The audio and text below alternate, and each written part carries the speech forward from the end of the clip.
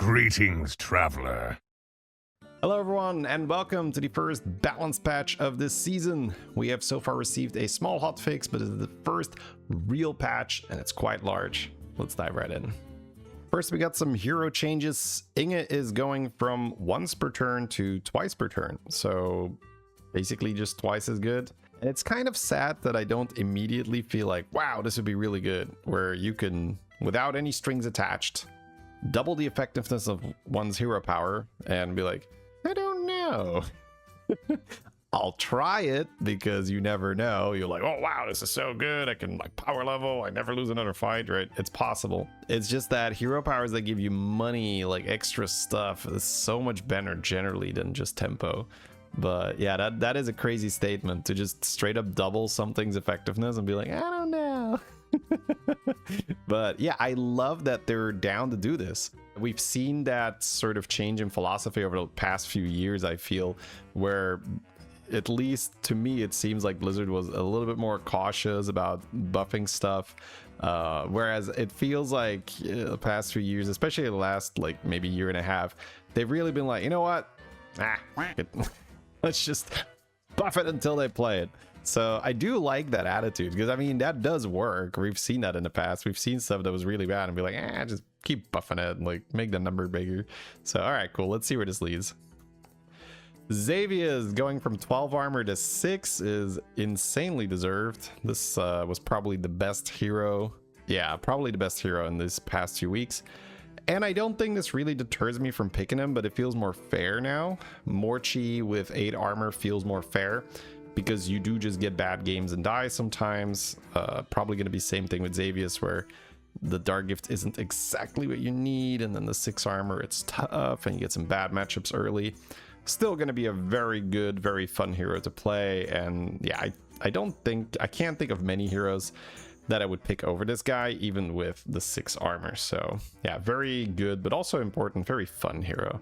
You know, just getting stuff for free, like basically the opposite here, where this is just like, you know exactly what you're gonna get. It's very bland, get some extra attack, get some extra health. Here's like, get an extra Dark Gift turn 4, get it on turn 8. Sometimes the turn 12 one is also relevant. Very rarely do you get a turn 16 one, so yeah. Then we got removed cards, no more Scourfin and Frostling. That is to make space for some cards that are coming back. Here we have Fellfire Conjurer making a reintroduction, which is very cool. Spell power stuff was struggling. I really missed being able to pick up this guy. The most notable one is Fauna. Fauna wants to play Drukhari. If you want to play Drukhari, you pretty much want to play Fellfire. It's an end of turn spell power thing, which is also the same as Fauna. Fauna casts spells end of turn. The synergy is just amazing. But also in some other builds where you would like some spell power. Right now with Whelp, we've seen a lot of health, but it was pretty tough to gain damage. So this is also going to be probably a star player in some Menagerie builds where you're playing with the Amalgam that is casting the T-set. So, you know, you could even run 2 of these, one for a demon, one for a dragon, or you could just still run the Whelp for health and then run this guy as a demon for some overall spell buffing. Very welcome return. Tad coming back, that is also very cool. Scourfin out, Tad back in. Good news for APM stuff. And yeah, Murlocs just really need this, really like getting that extra money. So yeah, I didn't like that Tad was rotating out. Phalanx is being buffed from 2-2 to 3-3. Yeah, this thing just doesn't see that much play. You know, in certain shops, if you can reborn it immediately, sure, but yeah, this just doesn't have quite the play impact right now that it used to. Tyrael goes from 40-40 to 50-50, which is hilarious, dude, the power creep. Uther used to be a tier 6 minion with Battle Cry, so one time only, make a minion 15-15. So now you have make it 50-50 and you can do it every turn. That's just kind of crazy. But yeah, I mean, still, I don't think, you know, Tyrael has this like very limited window where if you tripled into it early and your board is like, you know, literally like, oh, I've got an 8-8, I've got a 12-12, right? It's like, bam, make it a 50-50. Yeah, that helps a lot. But that's like 1, maybe 2 turns. So the fact that it's an active doesn't even matter that much. Like, it'd probably be better as a battle cry, be cheaper. Which is so funny, right? Be like, hey man, you could do this every turn, make it 50-50. He's like, can't you just make it free and then I can use it 1 turn? Like, I prefer that, right? So that's hilarious. But the game just goes so fast that, you know, 1 turn you're like, okay, this is worth 2 gold, and then the next turn you're like, I kind of want to just roll for my pieces. I want to get like the lobster, I want to get the demon stuff, I need my brand. So but yeah, now it's 50-50. Maybe keep it on your board 2, max 3 turns, I would say, and then it's just gonna have outlived its usefulness. Last one standing is now 15-15. This is what I mean, right? Blizzard is like, play card. If you don't play card, make card better. I don't mind it because, you know, this card, you don't really play it, and there is a point, right? If you make this 1,000, of course everybody's gonna play it, and that's like a stupid example, right? But that's a way to say like, hey, there is a number where this becomes good. So they're just like, hey, let's just keep increasing the number, and at some point it's like, that's quite good. So yeah, 15-15 is it's killer tempo.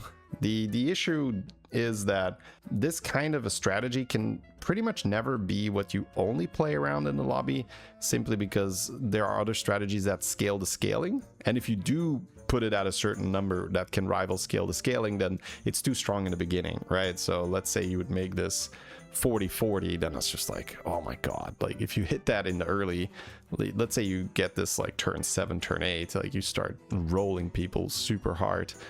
But on turn 12, a rally for a 40-40, I don't really care, because I'm, you know, I've already scaled my scaling at that point. Either I'm like pumping with elementals where my elementals are buffing more, I'm eating with demons where my shop is already buffed, or I'm doing lobsters and the stats on the lobsters are already higher. So these flat buffing minions, they cannot really compete with like the super long term, but I don't think that's necessarily that big of a problem, because it's okay to have certain pieces that are relevant at certain points in the time and then they sort of fizzle out. I don't think everything should be like perfect late game viable, but maybe that's a bad take. Yeah. Bat is a 1-4. Yeah, I like that. This thing is a 1-3, bro. There's so many things that have 3 attack. Be like, ooh, let's see if I go first. I didn't. I lost. And then sometimes you go first, and, you know, at best you're getting a tie, or so it's not like you're winning. So yeah, turning this into a 1-4, there's actually some upside. So I like that. Lobster gets the bam. The nerf hammer brought down upon it. It goes from 2 beasts to 1. So yeah, that is quite literally half. So minus half the scaling. It's one of those things where you're gonna just have to feel it a little bit. But yeah, predicting half the scaling, you know, certain lobster boards, they still get in the 10,000s. So you can probably still win with this, which is the objective, right? You don't want to nerf something into the ground, absolutely unplayable, you know, never see that card again. So we're gonna have to see if they've sort of hit the spot with this, or if it's still a bit too strong, or if it's kind of, you know, you don't really want to play it. The difficulty here will be that the beginning, right? And because it's ramps up, like your board will just be smaller in the beginning, you probably just take a lot of damage. But I guess that's not bad, right? Introduce some downside to the comp. Wolf Pup is 4-1, but it's a 3-6. Yeah, I mean, Wolf Pup was stupid, right? I told you guys in the review, like 4-2 on rally is so much tempo. Now, funny enough, the game is in such a fast state that you still prefer something like Griffin to just give you more beasts to more quickly hit the lobster comp, or just stuff that gives you money so you can get to the good comps. But yeah, Wolf Pup definitely has its place, and just making it very like you're going to win the next fight. And I don't think the nerf changes it that much. +4/+1 is still a lot, and 3-6 base stat line on a 3-drop is not bad. Scorpit is now +5/+5 instead of 3/3, so after a beast attacks, or after a friendly minion attacks, not even a beast. I mean, how many attacks are you getting off, right? You essentially need to already be playing beetles and have Skitterer with Reborn, I would say, and then the Scorpit is hidden behind taunts, and then you're just getting maybe even a Titus to summon more beetle procs and to get more Skitterer value. I think that's sort of the only way you're playing this, right? But up till now there hasn't been a reason, because, you know, this guy was so strong. So yeah, maybe now with the lobster nerf, I still don't really see it though. It's not going to be able to compete with Shimmermoth, just because Shimmermoth, well, there's no Rylak right now, so Shimmermoth wouldn't really make sense. They'd have to bring Rylak and the fell thingy, the 2/4 that deals damage to your own board. They would have to bring that back too. So yeah, I don't know. Haven't really been seeing any beetle comps. Distractor goes from a 4 to a 5. Yeah, I mean, that was incredibly likely. The fact that you could use eyes on this was so dumb. Also, the eyes, I think, still proc to the minions, so you use eyes and your shop gets bigger. It's kind of stupid. This works with Belinda, which is the big one, right? Every time you cast a gem on this and you have Belinda, and after you cast eyes, it's 4/4. So like one gem is 8/8 to your shop. It's like, oh my god, it's so good. You play Bran, you play that ooze that generate taunts. Now you get 4 of those taunts in your hand. You have a Belinda. It's just 8/8, 8/8, 8/8, 8/8, and the shop just goes crazy. So yeah, super, super, super deserved nerf here going to 5. Corruptor just switches places. That's fine. I like that. You know, Corruptor on 4 makes Malchezaar so much better. So I do like that. So that seems like a good swap. Imp Illusionist goes from a 5 to a 4, but is only half. Now you do make up for that a little bit, because now you can cast eyes on this minion, and now you'll still get 2. And generally speaking, because of how Methodical Madness works, you'll be able to get Reborn on this somehow. And now you have a Reborn, and let's say it's golden, that's already 4 if it dies twice. That's okay, right? You can add a Titus for 8, or you can play 2 of them. So I don't think this is going to be like a super big problem. The bigger problem here is Distractor now being on 5. So it's this guy does not get that much payoff if your shop isn't buffed, and you won't know if you can buff your shop until you have this one. So you have to triple into it, or you just have to level to 5 and YOLO. So yeah, it's gonna make demons a lot harder to play. It's not really gonna make them that much weaker once they're online, but they're gonna be much harder to get online. Similar to how they nerfed demons in the previous meta, where you had the tier 5 demon go into tier 6, the one that generated a fodder every time you sold something. Demons were super strong because you could just go to 5 and somewhat, you know, immediately stabilize once you hit that guy, because that was a lot of tempo, especially if you have a very small shop of already. You can just sell stuff, cycle with Bran and get big. So similar here. You don't have the Distractor on 4 yet, so the ultimate comp is still going to be quite strong. It's just going to be less likely that you hit it. Tichondrius is now 3/3 instead of 3/2. I do not care. I mean, it's kind of sad, but they're making this self-damage thing, right? This is that, like, stop trying to make self-damage happen. It's not going to happen. I mean, maybe it will. So they have this thing now where after your hero takes 3 damage, you cast Shiny Ring. So the logic here is that you go like APM self damage, and because they brought back Felfire Conjurer, you can scale Shiny Ring. So what does that comp look like? You have a Felfire Conjurer 2, you have an Escapist or 2, you probably need Bran because you need to spend a lot of money and deal damage to yourself. You probably need a Golden Weaver so that you can spam demons and deal damage to yourself. Obviously you need an Ashen Corruptor so that you don't deal damage to yourself. And then, you know, just fill with Malchezaar, Cycle Percussionist. But I would still just rather buff the shop than do the spell power demon thing, right? Again, I might be underestimating it, but it feels like it's not going to be able to keep up with the shop scaling, because it seems like it's much easier to scale the shop than to scale the spell power. And this composition will scale with the more spell power you have, but this composition scales with how big your shop is. And still, you know, this being harder to golden is one thing, but I can still play a Belinda, I can still have Bran to generate gems or taunts from the slime, or just, you know, cast regular tavern spells on this, like Chef's Choice, which is amazing with Belinda. You still just scale the shop much faster than you can scale your spell power. So intuitively, this definitely feels like, you know, a distraction, and you should push for this the shop scaling instead. Speaking of shop scaling, Sargeras goes from 5/5 to 8/8. Definitely suffers from no more Rylak. I think those were sort of the... Also no Macaw. Now, Macaw does get replaced by Death Strider, but that's 2 slots, because now you need to run a rally and a Death Strider, which in this comp, you might not really run a rally, so that does kind of suck. So yeah, I think this just this hurts too much from having no Rylak, no Macaw. So this is one of those cards that you generally just cycle and be done with it. Arcanist is going to cast 2 shiny rings. Yeah, honestly, I played this thing, I think, 1 time on day 1, and I was like, oh, this is beyond useless. I will not pick it anymore. And now it's just been invisible to me. I can't remember a time I had it on my board. I probably generated it randomly from a chef's choice once or something, and that was it. So yeah, I just haven't seen this thing in a tavern, like my brain doesn't register it. So now casting twice.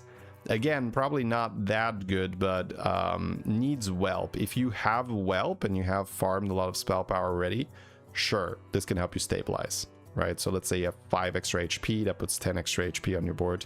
Still not insane, right? Not like, oh my god, I never lose another fight. It's not that, so yeah, I'd still be a little cautious about this. Sand Swirler goes to 2 attack, which that's a big buff, right? It goes from 1 to 2. That is great news for Mana Surge. Yeah, I mean, if you're cycling with Bran, get Sand Swirler, super worth it. Waveling is 4/4, yeah, just elemental buffs. Crasher is a huge buff, right? Goes from 2/2 to 4/4. And it's a 4/4 now instead of a 2/4, so let's say you play this and you cycle 1 Elemental, you have a 12/12 on your board. Like, that's okay. I can see myself playing this now a bit in the early game. Whereas before it was like so like, ugh, +2/+2, that's so slow. So yeah, sure. Engine is 10/10, yeah. That's what I mean, man. Like, oh, elementals are in trouble. Number bigger, let's go, baby. Number bigger solves everything. Very often it does.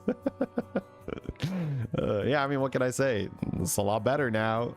So if you have an early enforcer, the one that eats from the tavern, that's a big boost. Also sets up a little better for the tier 6 guy now, but there's no Rylak, so you're not really repeatedly triggering this. So unless you specifically have a dark gift that triggers battle cry end of turn or something, you know, it's still just a cycle unit. Airballer goes to 4. Sure, I mean, I don't mind it. I have very occasionally cycled some ballers. It's usually when you have a ton of money already and you have this like baller portrait early. Sometimes I get it as a pivot trinket, so then I have to pay like 1 gold for the early baller trinket, and that's pretty, you know, that's fine. 1 gold and you get a baller every turn. You'll take that. So now airballer on 4 makes it more likely you get it. Also a little niche, but you could technically eyes it if you have like a rodeo and then you generate eyes and then you have a baller. You're like, okay, I'll just like make it twice as good. So sure. Moat Custodian goes to 2/2. Yeah, elementals were struggling, but you can absolutely play Elise, but it's just this high roll comp. You know, this actually reminds me a ton of when Ragnaros was a 6-drop, and it was sort of the go-to high roll, which again, it sort of dates me in this game. Back in my day, we played Ragnaros and we added some stats to our board. Like Ragnaros, I think, gave you stats based on the tier of the elemental, I think. So if you played like a 6-drop elemental, you got +6/+6 on something random, and that was good. That was considered good, right? So you just have a bunch of Ragnaros and then you like play a 6-drop and be like, oh, 12/12 baby, let's go. Anyway, we've come a long way. So the comparison there is that you would basically just go fast, power level, and triple into 6s. And I think that's the case here as well, with Moat Custodian being a 6, Mana Surge being a 6, right? The other 6-drop elemental. It's a very expensive composition. So that's why I call it a high roll comp, because you basically need to have early 6s. But if you do, Moat Custodian was already pretty good. So yeah, this is going to help it a ton. +2/+2. Genie now back as Battlecry and Death Rattle. So anytime Genie and Tavern Tempest are both in, that goes pretty hard. Like, don't underestimate that. You need Bran, of course, right? Goes without saying, but with a Bran, you can get a lot of money, right? Because you can get a Tempest that generates a Genie, and then a Genie that generates a Tempest. As a general rule, cards cannot directly generate themselves. You can have a loophole, like for instance, you play with Griffin, and then you have this 4/5. When you sell it, you spawn a fish bait, and then the Griffin attacks. That Griffin can then generate a 4/5, which, you know, technically the 4/5 didn't generate itself, but in effectiveness it did, right? You bought the card, you played the card, you sold it, and now you have another one. But it was the Griffin that made it. So similar here, you can have Genie generate a Tavern Tempest, generate a Genie, generate a Tavern Tempest, generate a Genie. So yeah, you can go pretty hard on the mana search comp, right? So this is mainly for the mana search comp, where you're going to be cycling lots of elementals after buffing the mana search effectiveness with the Moat Custodian. Sounds like fun. Stone Age Slab goes from +10/+10 to 20/20. I do not care. Like, I really don't. I mean, this is such an afterthought, but sure, right? Let's make it better. Rescue Bud is a 2/1 now. Yeah, this thing's still good, by the way. Don't let it fool you, chat. A 2, like, it's +4/8, right? Repair drop? That's so much tempo. If you can reborn this as Lich King or your Terran, like, oh, that's so good. Like, you're not losing a fight for a while after you've, you know, had this death rattle a couple times. Drone Duplicator gets buffed. It's now Divine Shield. Okay, cool. Wow. Yeah, I mean, this already felt like a pretty decent minion to me, but it was sort of in combination with the satellite thing, and they've nerfed that to tier 5, and they're nerfing it further in this patch. So I guess I can see making up a bit and giving the drone Divine Shield by default. That's nice. This means you can just double a Quartertrons the whole time. You don't have to worry about getting a Noyo shield on there. Glambot's now a 4-drop, and it's a 4/4 satellite. Ooh. I can see some stuff here with Glambot with eyes, so you can make like maybe 2 golden Glambots, and then you go Belinda and you cast a ton of spells on a mech, and then you get so many satellites, and then Utility Drone will increase it. So I think a comp that is already forming in my head here is that you have Drone Duplicator, you play a magnetic, you magnetize a ton on it, so it's huge, and then Utility Drone will make it even bigger. And then that minion, you triple, put it in your hand, then you activate Drone Duplicator. If it's golden, it'll triple. So you can take maybe a 500 and turn it into a 1500. So definitely some cool stuff. The general play is to just play Glambot with Utility Drone. You just get a ton of magnetics. Very nice with Beatboxer, right? Insane with Beatboxer. But then again, most mech things are insane with Beatboxer. Spark Snapper, we touched on it a bit earlier. It is already a tier 5, so that's from the hotfix, but they're still showing that here officially. So it's gone from 4 to 5. But they're also nerfing the text where it goes from 3/3 magnetic to 2/2, so it's again significant nerf. But this thing was going really hard, right? It's unbelievable that this was on tier 4 as a +3/+3. It's so crazy. That's you could stack magnetics with this very easily, similar to how, you know, I talked about the Glambot. You could use Spark Snapper to magnetize magnetics on top of magnetics to make a huge magnetic, then triple that, put it back in your hand, activate the drone, triple the stats again. So very good. Winter Finner is now a 2/6, sure, small buff. Mastermind goes to a 5/5. That is nice. I have always felt like, I can't really play this because I'm going to lose fights.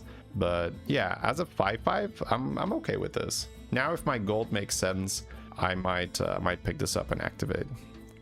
Mama goes back to +3. Papa goes back to +3. Yeah, that's just Murlocs were struggling, so let's just buff some Mama Papa stuff. That's fair. Tidehunter goes from 6/6 to 8/8, right? So a golden one is 16/16. That's still pretty fun. Painter goes from 2 to 3. I haven't really played much Painter. I've been playing I haven't been playing much Murlocs. Let's establish that. But when I have been playing Murlocs, it's that shamanic guy, right? Where it buffs your board and your hand. So you can run the Tidehunter and the shaman guy, and then you just buff the Tidehunter a ton, which will buff the Bream counter in your hand, which will then buff the corals, which is still not going to be premium or anything, but it's better now, and they're nerfing the other things, so at least it's going to be closer together. Fugitive goes from a 3/2 to a 5/2, which is very funny. That's a big stat boost for a 1-drop, right? Like 2 whole stat points for a 1-drop is kind of insane. So yeah, it gives you more reason to take this now. And then you can use a spellcraft on it, gems on it, you name it. Very, very good in a Mukla lobby, by the way. If you have a Mukla, he's going to feed you spells every turn. So Mukla in a Naga lobby very worth considering. Like that's a huge minion. Thama gets +1/1 every 3 spells instead of every 4. I don't think that's suddenly going to make Thama a thing, but we're going to see that that is a recurring theme they're buffing Nagas with this patch. And it is going to matter. I just don't think it's that important for Thama. I don't think it's suddenly a comp or we're going to pick it up a ton early. Conjure is now 2 spells instead of 1. It's a 5/3 instead of a 6/4. But yeah, I'm down for this. Let's go. Casino modes. 1 gold, 2 spells. I'm gonna get oil, baby. The oil is coming. Right? Bruiser is now a 4. That's already been in the hotfix, right? But now we have the official patch. That's fair. Cyclist here going to +2/+1 instead of 2/2, but every 3 spells. So it's still better, I would say. Here I think it is relevant that it's gonna stack faster, because Cyclist already has some moments where you play it with any kind of help where you can reborn it, or your Terran, or you have a Dark Gift that have extra activation, and you have Titus. It's also a death rattle that you could trigger with the Death Strider, the tier 6 beast. That does quite a bit, because now you can run the Rally Naga that casts Chef's Choice, which is already kind of a good Naga to run anyway. You can play Titus and Death Strider, and now your Showy Cyclist, it's kind of like you have Macaw. So especially if you can get some permanent buffs with an Amalgam and Poet or some kind of a Dark Gift, definitely worth considering. Ruiner gets nerfed, believe it or not. It's not like Nagas were amazing, but Ruiner was just too good. I actually agree with this, where this thing was so unconditional. It's whenever you cast a spell on a Naga, right? So that is about the least constraints you can put on that card, because number one, it is a Naga, so you're always going to have a Naga to cast on. It does not buff just Naga, it buffs everything, even neutrals. It buffs your Bran, it buffs your Belinda, and it's a spell, it's not even Tavern spells. So we talked about that earlier with the Distractor. That's the gems, that's the taunt, slime, you know, it's any spell. It's spells that minions cast, right? Like Fauna casting on this would work too. So yeah, I think that's actually deserved. This card was really, really good. Groundbreaker. Now, this one I think matters the most. This is after you play an Naga, gain 1/1, improved by every 3 spells you've cast this game instead of 4. I already play some Groundbreaker from time to time. Like, I even recently made like a 20k Groundbreaker. Now, it was a fantastic Naga game and I had Golden Belinda and stuff, but still, this is, I think this is the one worth looking out for, where if you get some decent trinket support, mainly I would say Archaic Scroll is a really good lesser trinket to look out for. Also, the Divination or Illumination or whatever it is, that thing where when you cast 3 spells, you get a gold back. If you have a Golden Belinda, that means every spell you get a gold back. So you get crazy APM. Lots of spells being cast, so very good for Groundbreaker. So I'd say keep an eye on Groundbreaker if you have either of those 2 lesser trinkets. Treasure Parrot gets buffed. That is insane to me, man. This card is so good. You know what I think? I think that people hang on to this card for dear life when they shouldn't, because of sunk cost, right? Be like, but it's already 20 damage, I can't sell it now. Bam, take 15, right? It's like, so it probably has bad stats, but this thing is just very, very good. You can use this with fish bait to activate it faster. You can just buff it. You can have Dark Gifts on this. If you go 3-on-3 and get this early, just like get a Golden Touch, it's very good. So I think that this is a great minion with a good effect, and people make it bad because they feel obligated to keep it until they've received the value. So if that's you, let me hear you in the comments. What's up? You're the reason this is getting buffed. Because I don't think this, like, it's a 5/5, so the stats aren't bad. So I think that's what's going on here, where I think they just internally have bad stats on this card because people keep it too long. All right, this goes from a 5/6 to a 2/4, which I first thought was like, oh, that's fair, right? This card was really nice, it had economy, and I was like, what? Gain 3 gold? What? I already think this is a great card, man. Like, Careful Investment is nice. You get to just, now you have to think about it like this, right? For you're paying 1 gold for 3, so it's a net +2. So that means you're guaranteed getting gold bounty, in other terms, right? And like, gold bounty is a really good bounty to get. So it's like you play a pirate, a bounty generating pirate, and you always hit gold bounty guaranteed. That's kind of silly. So yeah, I don't know what's going on here, because this thing was good, at least in my experience, right? It's a 5/6 at good tempo. You paid 1 gold and you got 2 gold back, and now it's like, what? Why are we doing the 3 gold with it? Anyway, I'm buying this, so sure. Like, gold bounty guaranteed every turn? Sign me up, sir. Maritime Extortionist goes from 8/8 to 7/7. Yeah, it was a little excessive. I also like that they changed the stats, right? It's like, well, if it only gains +7/+7, it should be a 7/7. They do that with whenever they can, they do that. Which is so funny. I don't mind it, right? It's like aesthetically pleasing, it makes sense, it's cool, but it's a very recurring theme. Like, if they can, they make the minion as big as the buff it gives. It's not always possible, but like, yeah. All right, Escapee goes from 4 to 5. Yeah, I mean, this was probably the most obvious change that was about to happen, because you play Escapee, you get eyes, it's golden Escapee, you pop off, right? Or you just triple into it super early, so now you just start generating lockboxes while you're leveling to 4, right? You're on 3, you triple into this thing, you pay gold to level, oh, here's a lockbox, right? It's just super early shenanigans. Yeah, I don't think this kills pirates. It's just the same nerf as with demons. It just makes it less likely that you're going to be able to play it, which is good, right? More room for other comps. Like, maybe we do see some Merlot games now, right?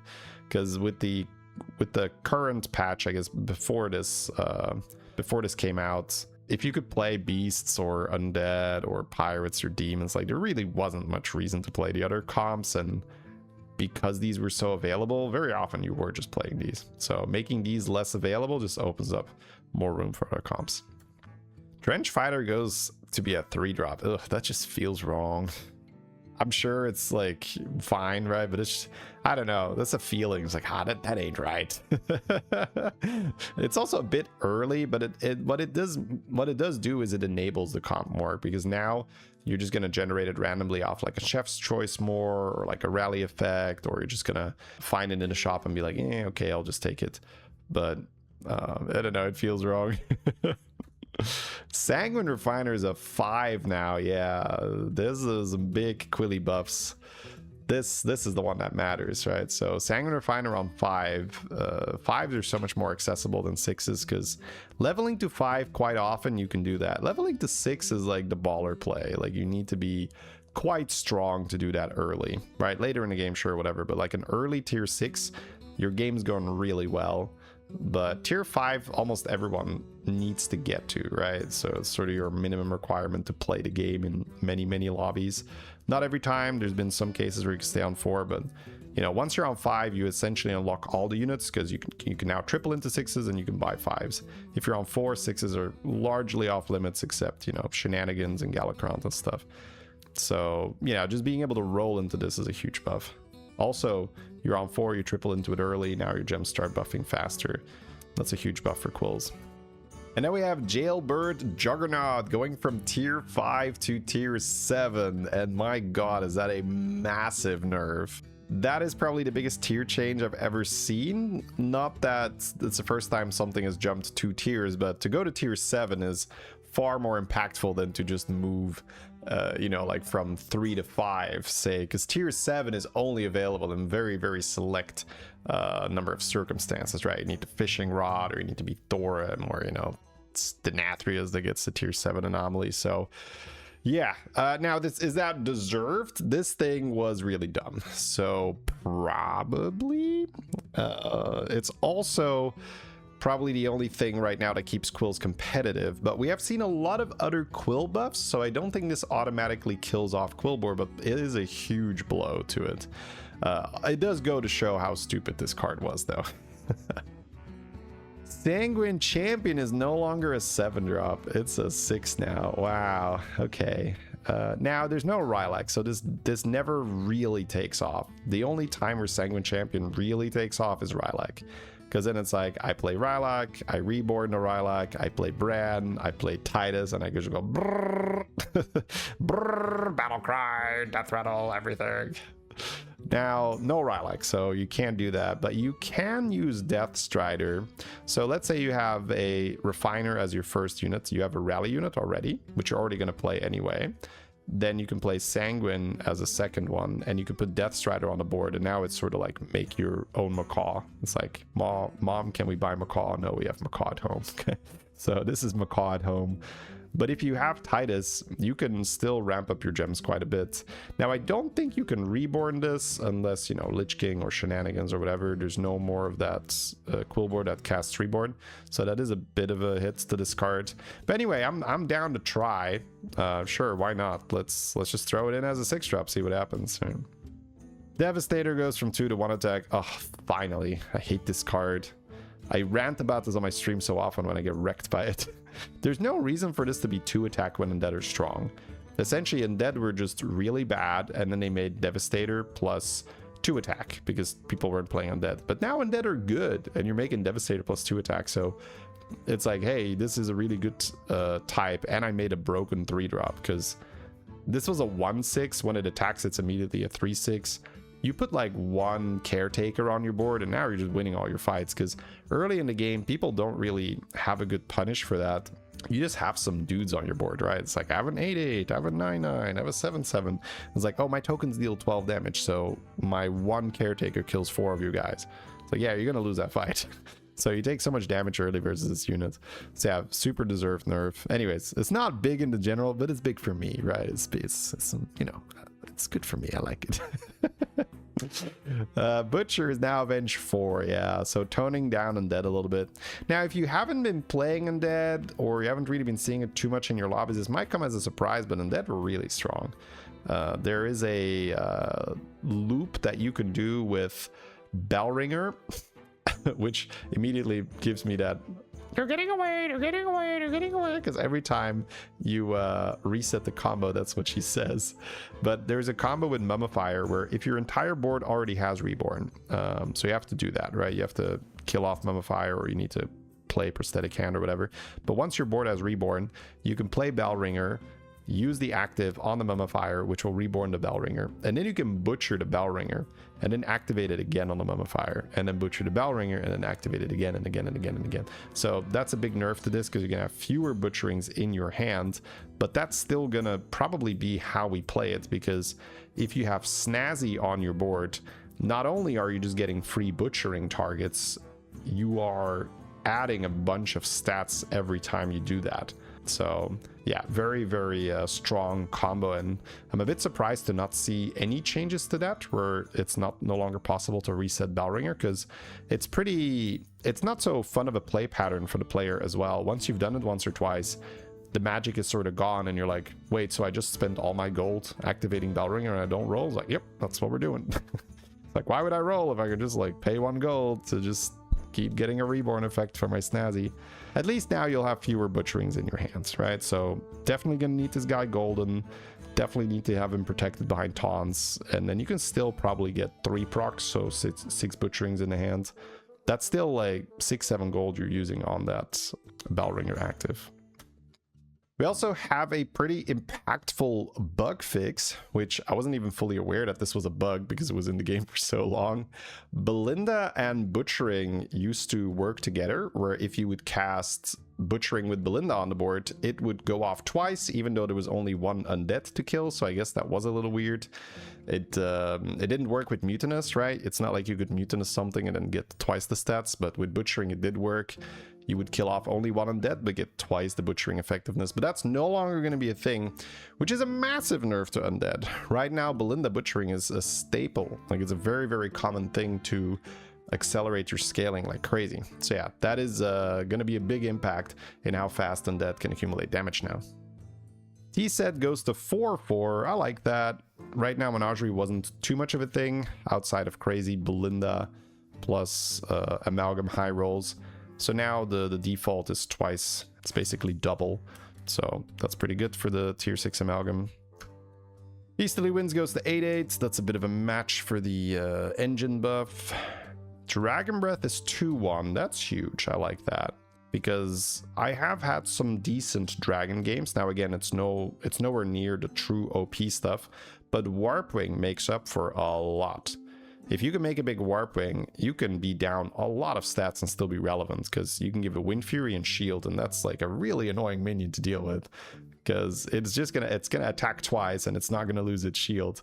So the bigger you can pump it, the, you know, like 50-50 on a Warp Wing is much better than 100-100 on a generic minion, right? So you don't need that much stats on a Warp Wing to make it a very annoying unit. Hey guys, if this video has been useful to you at all up to this point, please consider subscribing, liking the video, leaving a comment, all that good stuff.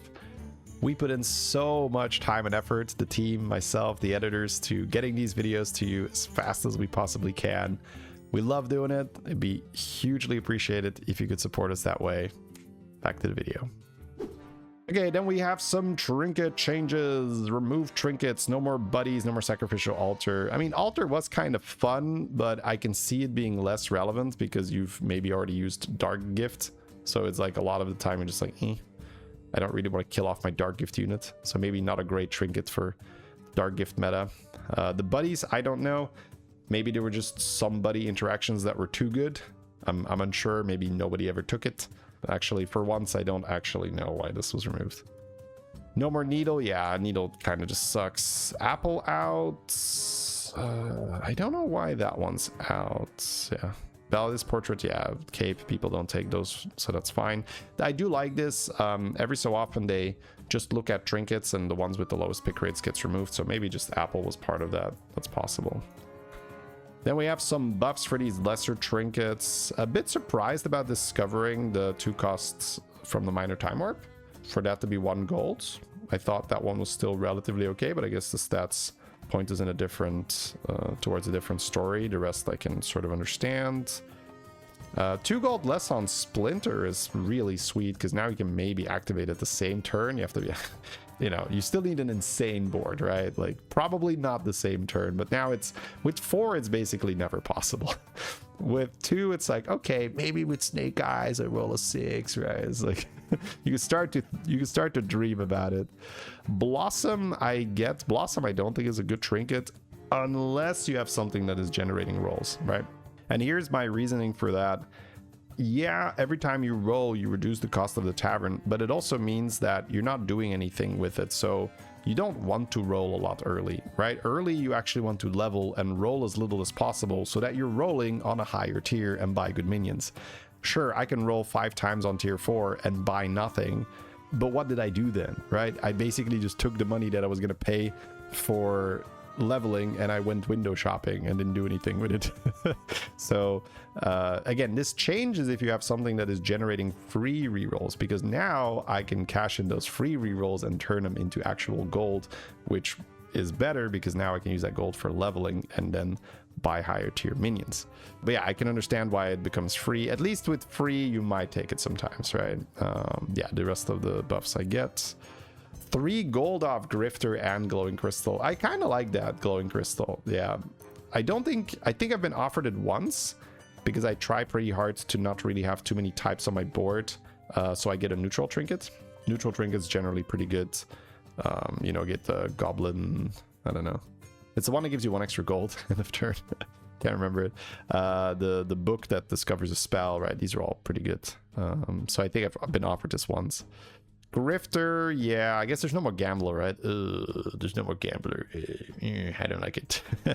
Yeah, okay, I can see that. Nerfs for these trinkets, yeah, Jailer sticker. Candle set is so good. Yep. Baleful Incense, I don't really care about, but I think people have just been like kind of locking in undead. Same with Crystal, I guess people have just been locking in demons. Undead were pretty good, demons were pretty good, so that probably makes sense that it just pushes them towards meta comps, and that's why these trinkets probably had higher win rates. Same thing with Orphidian Staff. I don't think Orphidian Staff is inherently broken, but it pushes you into Beast, and Beast was insane. So same thing with Fish, right? Although Fish with Lobster is really good, so that one is just straight up good. Same thing with Staff, pushes you towards Undead. Rewinder pushes you towards Demons, right? I don't think Rewinder Portrait is good, but I think it just made people play Demons, and Demons were strong. Funny. All right, so Plague Runner is going from a lesser to a greater trinket, but it's 2 gold cheaper. And yeah, Plague Runner Portrait as a lesser trinket was a crime, bro. It was illegal because you could just get bell ringer, be like, oh, so you mean to say that I just press my bell ringer button for 1 gold, I kill off my plague runner, and I make another plague runner, and then next turn I do that again and it's a golden plague runner, and then I get to discover a 6-drop because I leveled to 5 because I'm strong. Yeah, okay, cool. I'll take the trinket. That sounds really good. That was like insane, right? And then later on when you have butcherings and you don't, let's say you don't have that infinite reborn loop up yet, you can just play all the butcherings on the plague runner guy and just like, this was a lesser trinket, so I don't really care, right? So yeah, I don't think it's worth it to take it as a greater trinket. So I think this is now in a weird spot where, sure, as a lesser trinket, it's absolutely bad, crazy broken. As a greater trinket, it's a bit too late to farm plague runners and get a golden with it. So then that aspect is gone. So it's pretty much just there if I have a bunch of butcherings in my hands. So I guess I take this if I already have the butcher guy and I need food for the butcherings, I guess. Yeah, weird trinket. All right, then we have another lesser trinket nerf. Mallet goes from 2 to the 2/1. Yeah, this was just like generally a bit too strong. It's a bit too easy to just win fights because of it. And now we have Urgle sticker going from 6 cost to 2, but it's also going to be a greater trinket now. Now, no doubt that is because they are buffing Mama and Papa back from 2 to 3. And, you know, that was nerfed for a reason. That was pretty good. But I seem to remember that part of that reason was with the Murkai trinket. Murkai trinket used to trigger all your battle cries end of turn, which was just silly good. They nerfed that to, I think, leftmost and rightmost. So then you would say have like 4, maybe even 5 golden mamas or papas on the board, golden Bran, golden Drakari, and just end of turn buffs. Very, very cool, very fun, but that's no longer possible. So I would say that I'm a bit cautious, a bit suspicious of this trinket. You know, I'm looking at it like, I don't know, greater trinket, 1 mama or papa per turn, doesn't stack with Drakari. So yeah, I would say cautious, you know, be weary of this trinket. I would investigate a little bit and be like, how good are you? But you know, it's basically just a cousin on your board that doesn't work with Drakari. Like, probably not, but hey, we'll see. Mama Papa back to 3, maybe that just surprises me. Maybe we're like, oh, Murloc's OP now, who knows. 2 pirates for Booty Bay Brew now, so sure. I mean, on Gallywix or something, right? Scenarios, maybe have a lot of gold. I have to play around with this a little bit. I'd have to see. The small one I pretty much never took.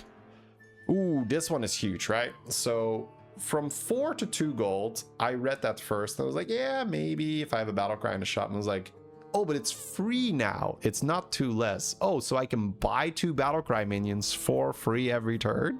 Yeah, sign me up. Let's go, let's go. So I do like that because the whole Bran battle cry cycling thing was weaker now. It was like much stronger to just go lobster. It was much stronger to play Snazzy Phantom, right? Like a little bit lower APM stuff, although with Griffin, Beast kind of turns into APM sometimes, right? You can cycle a lot of beasts in 1 turn. But Elementals, Murlocs, not super meta, not that good, so Warcry Totem pushes you a bit more into that.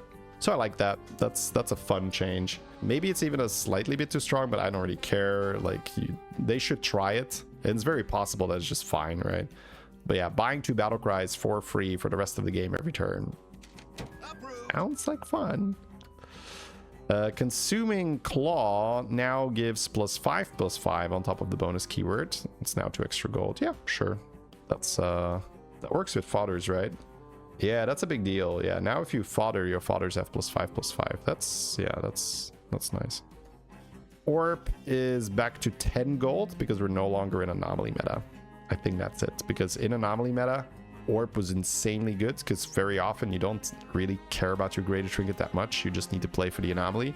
So just getting 10 gold off the bat to power level, and you know, let's say you're playing in doubleheader, if the Orp can get you to tier 5 early and now you're buying like 2 5-drops straight away, that's really good. So very often trinkets were a bit of an afterthought in anomaly meta. You just needed to accelerate your game, and Orb did that really well. Now you definitely pay a price for sacrificing your greater trinkets because the game isn't as fast outside of anomaly meta. It's still fast, right? But they're doing a lot of nerfs, so maybe it slows down a bit. But I can see why this is getting buffed again. Like the greater trinkets has a much bigger impact now.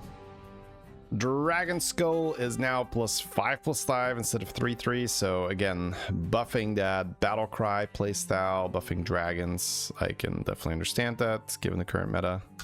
Mama Bear sticker is 6/6 is so pointless. I don't know. I'm sorry. I don't think I've ever taken this. Yeah, I don't know. It's buffing beast, but it's not really the kind of beast that were broken. So sure. Following trinkets will cost 1 gold more. We have Eternal Portrait, Dagger, Rivendare, and Postcard. So Eternal Portrait I didn't really play, but I guess people were playing it quite a bit, so I can understand that. Rivendare Portrait, yes, sure, right, especially with the lobsters. Postcard with Belinda and the spell spamming strategy, yes. Dagger, I am flabbergasted. This is like the best trinket we've ever seen, and I don't think it's close. And the nerf is 1 extra gold. I fully expected this to be at the start of every other turn. Repeat this, right? So that you have to at least wait a bit. But now I will say that they are nerfing Admiration. So maybe that's part of it, where Dagger was too good because of Admiration. And Admiration is getting a giga nerf. So maybe that is like okay then, right? But yeah, let's continue. 1 extra gold for D's brand. That is entirely fair because that's a good portrait. Yeah, I mean, all of these, that's fair. Assembler Portrait, I didn't see that often, but I guess it's on average pretty good for MMR because it makes you strong straight away. 2 extra gold for D's, yes, right? Soul Fermenter is very good. Jailer sticker also undead. Groundbreaker Portrait, they're buffing Groundbreaker, and this was a good portrait, so I can understand that. Choose one, both effects combined. Yeah, that's a nerf to Quillbore, and Quillbore weren't that good, but at the same time, this particular portrait was very good, so I can understand that too. Then 2 gold less on these. Yes, I think for everything that makes sense. None of these were trinkets that I picked particularly highly. I think Fang Anklet is like, should probably just be removed. Your beasts have 1/1 this combat after you summon a beast, improve this permanently. Yeah, not really playing that. Multi-layered shield, I don't think I've taken once. Just doesn't really make sense. Yeah, fair. Escapee Portrait is back, but it goes to 6 gold, and it's your lockbox opens 1 turn sooner. Yeah, this was such an insanely broken trinket. You get a golden Escapee, and it's 2 turns sooner, and it was 4 gold. Like, oh. So super deserved nerf. And honestly, maybe still a little too good, I'm gonna be honest. But at least it's harder to get more Escapees now, right? Escapees on 5, not on 4. And even if you get it, you can't eyes it for golden, so we'll see. Mawcaster gets changed, so you no longer get a pouch that you can play whenever you want to, and it's only 2 gold. Now, to be fair, the pouch when you're APMing stuff was kind of just in the way, so I don't hate that. It's a nerf, right? Don't get me wrong, it's a nerf, but having to play the pouch was annoying. So but yeah, it's 2 gold instead of 3 gold, so if you could choose, you definitely want to play the old version, but you know, it's not without its benefits. Gold Mallet, also a bit too strong. Yeah, just like in general, this thing stabilized so incredibly well. So 4/2 instead of 4/4. Flail goes to 5 gold and only triggers the 2 leftmost. Yeah, the fact that this was every death rattle was so BS. It's like that Murk-Eye sticker, right? That was triggering all battle cries end of turn. They had to change that to, I think, left and rightmost as well. So yeah, this makes a lot of sense. This was so busted. Lava Lamp, I think, gets preemptively nerfed because they're reintroducing Genie. That's my take here. I think Lava Lamp goes from 5 to 6 because like, we're putting Genie back in. It's gonna be pretty easy to trigger this thing. So sure, fair. Big Brew is also now 2 pirates. I don't know, like once you're at the greater trinket stage, I think you want to do better than this, right? Yeah. Sphere of Memories is 3 copies. Sure. Yep, this wasn't that strong, so play this with a Drakari, get 6 copies of a spell you cast. Ballers? Yeah, probably ballers. That'd be fun. Murky sticker is +1/+2 instead of 1/1. Sure. Yeah, if you're having a great brand game, maybe. And then a change to Dagger that it will be offered less often. So, okay. In combination with the 1 gold cost nerf and some dark gift nerfs we're about to discuss, and it's less common, I guess it's going to be okay. All right, here we are. The Dark Gift changes. Start of combat, gain the stats of the minion to your left. Yeah, that was so stupid. Admiration. So now it's going to be gain the attack to the minion on the left, which sucks. Not entirely, because you can get admiration on like a warp wing or a cleave, and it's fine. But they do this a lot, right? It was like, it's so nice. You get to have the stats. And it's like, well, now it's just attack. And it's like, not pointless, definitely not pointless, right? You can definitely have some good outcomes with this, like on a shield, a cleave, a warping, and all that. But yeah, like, oh my god, so much weaker, right? Because you need to actually buff the health on the unit a bit now, and quite often the admiration card was like entirely random and you don't really want it on your board anyway. So like I've had Tyraels with admiration where there's just like randomly on my board because like it'll just copy the stats. Now it becomes like a weird poison unit almost that can just hit one time and then it dies. And it's not really poison because you need to actually have huge attack on the one for it to really be poison, right? Yeah, so this might be a little bit confusing, but Blizzard has released a blue post, and do our best to link to that in the video description, but that's for the real nerds that want to really know when you can get the offer to this. Blizzard has a blue post, and they've now made changes to that for balance reasons and probably just reasons where things now make more sense. But you can't get all dark gifts on every turn, and you know, some dark gifts can only appear starting turn 5, some only starting turn 9 or something, and other dark gifts also, or most dark gifts also have like a limit to when they can get offered. So not all of them, so I guess this one doesn't, but this is like from turn 5 you can now only get it on turn 8, so it's harder to get Amalgamation. Venomous goes from turn 7 to turn 9. I'm gonna go through these a little faster just because a lot of them are like turn changes, but some of them are quite impactful, so I'll pause on those. Yeah, so for instance, this is an important one. Taragosa's Blessing goes from stats to double stats, so it goes from like sometimes okay, sometimes amazing even. You know, Taragosa's Blessing became amazing when you could stack it with Dagger, because you could have something like Admiration and then Taragosa's Blessing and then triple it, and now you have something that gains the stats and gets it permanently. Not going to be the case anymore because it's just attack, but you can make a very, very high attack unit, I guess, with that. But turning it to double stats puts an inherent benefit in there where you don't need to triple it with some kind of other freaky dark gift like Admiration. So I do like that. Time turning, that is end of turn. The start of turn is now from turns 3 to 9, can get offered 5 to 8. Polarization 5 to 8, 5 to 9. So yeah, these are sort of kind of whatever, right? Trader's Pinion's Death Rattle starting turn 3, turn 5. This is fair because turn 3 is too early to get such a powerful thing. If you get like a value Death Rattle and now you trigger it start of combat twice, like, oh, so good. Incubation is from 2-2 to 4-4, sure.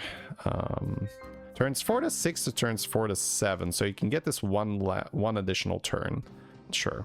Get a copy of this card.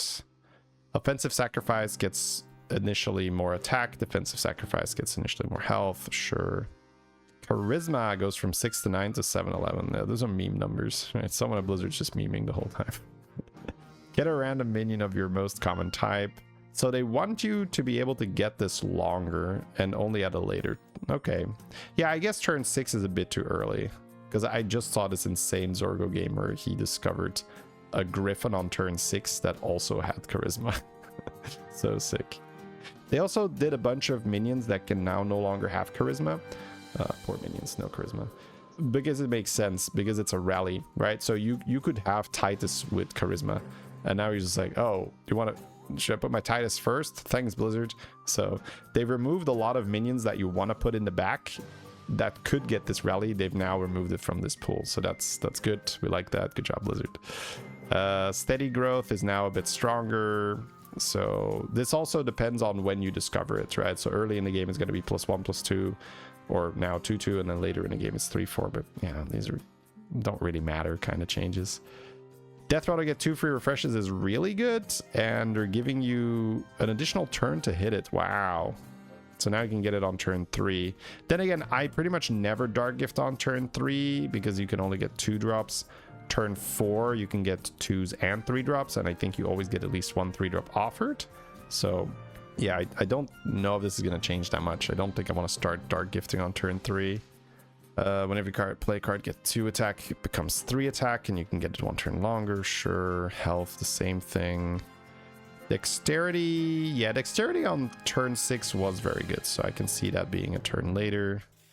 And then the big dexterity, you can just get 1 turn later as well. Sure. Rally is the same thing as the refreshes. It goes to turn 3, but again, I don't know if I'm going to Dark Gift on 3. Golemancy, you can get 1 turn longer. Yeah, Golemancy is a bit of a weird one because it's a very, very powerful Dark Gift, but you need to have it on a minion that you're buffing, obviously. So you don't want to get this turn 13 most of the time as like a powerful thing because it's too late to then start buffing something. But looks like they've determined that you can get it 1 turn later too. So now instead of only having 2 turns to hit it, turns 9 till 10, you have turns 9, 10, 11. And then lastly, we have Fortitude going from 4-4 to 5-5. Right, not that big a deal. All right, guys, that was it. A huge patch again. As always, I read every single comment on these videos. So if there's anything I missed, stuff you thought of, or just cool things in general, please let me know. And as always, see you guys next time.